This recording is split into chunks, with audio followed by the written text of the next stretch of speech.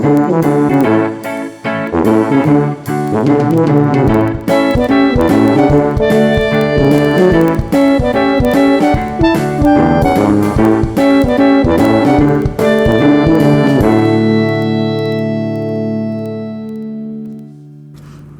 Bigfoot that was down by the arches in Dixie, Washington, in the creek bed.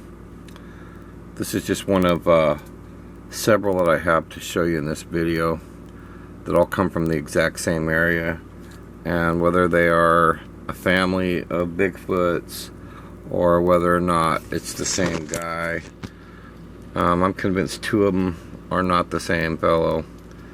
Anyway, this was in a video of footage that I have where he's down by the creek in front of this tree, and you can see his nostrils are wrinkled to the side and his mouth is closed. You can barely see the teeth, and up here's ear structure. He has what appears to be like a stick in front of him, and at another point you can see that his facial features have changed slightly, especially the ear.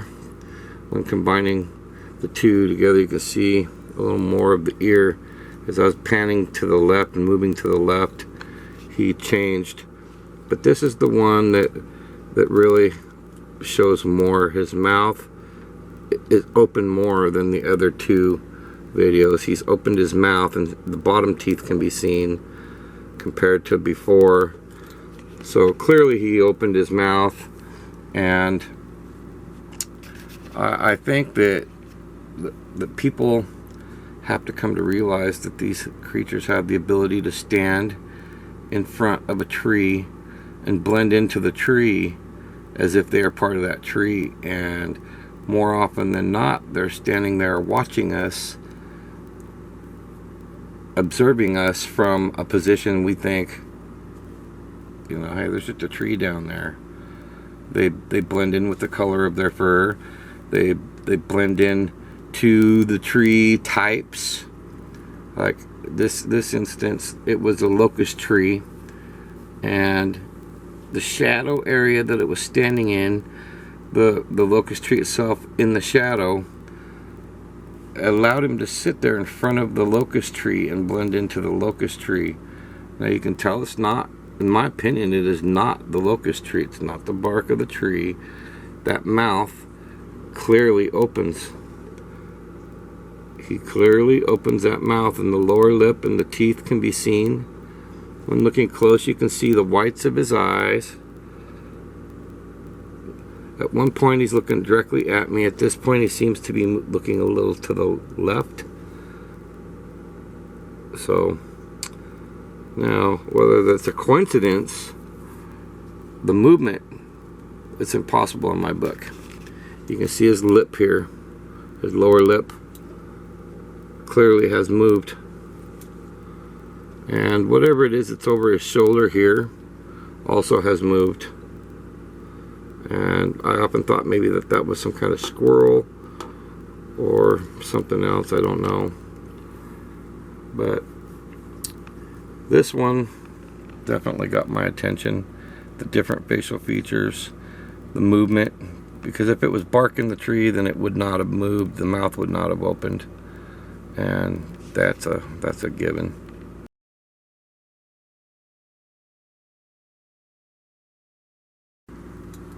The brow right here between the eyes is clearly moving too.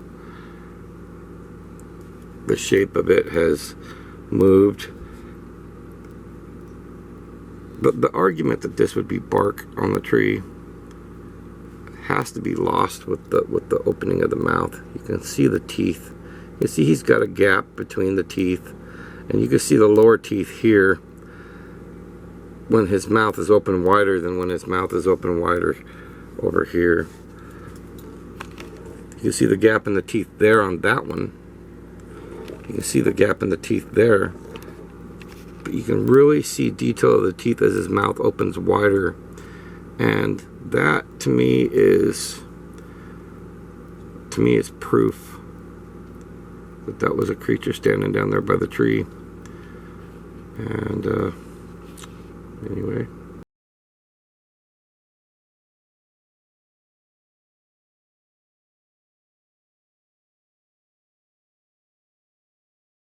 A lot of people want to deny their existence.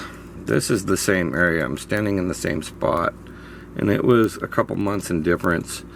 This guy, you can see him plain as day. I've drawn him in for you here for those that can't see the detail.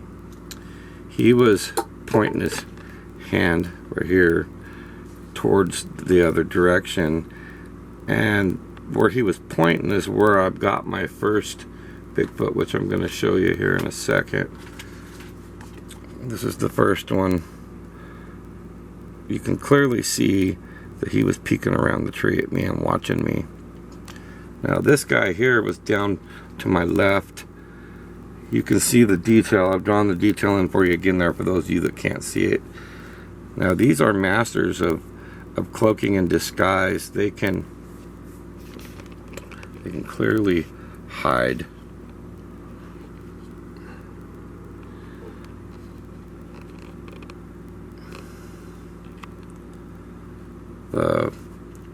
The one here, his face, the distance from his nose to his mouth is quite a distance. I find that unique.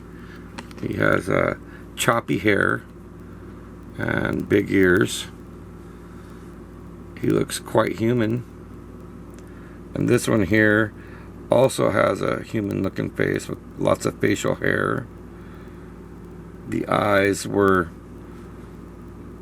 obvious. This is the one that peeked around the tree while I was filming this one.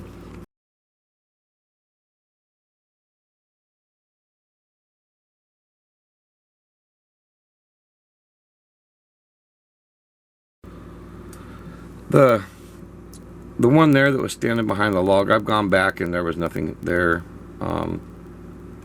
He clearly was up there watching me by the arch.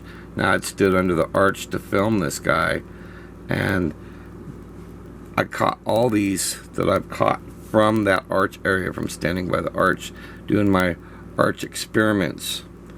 Now whether that makes a difference in how they're captured on video, I'm starting to think that maybe that you can actually stand near the arches and get better footage when you're Bigfooting. But I'm convinced 100% that these are Bigfoots from that area. They're all from the same area. The 4 that I've showed you here are all from the same exact area. This is the one here that I think is the first one I showed you. I believe that that's the same creature as the first one I showed you. This can't be no more than 20 feet from where the other one was at an alternate time when I went back. The one up top here looks worried. He has a worried look in his eyes and seems to be more concerned about this particular one here. This is the good one that peeked out around the tree at me first. Anyway, guys, enjoy the pictures.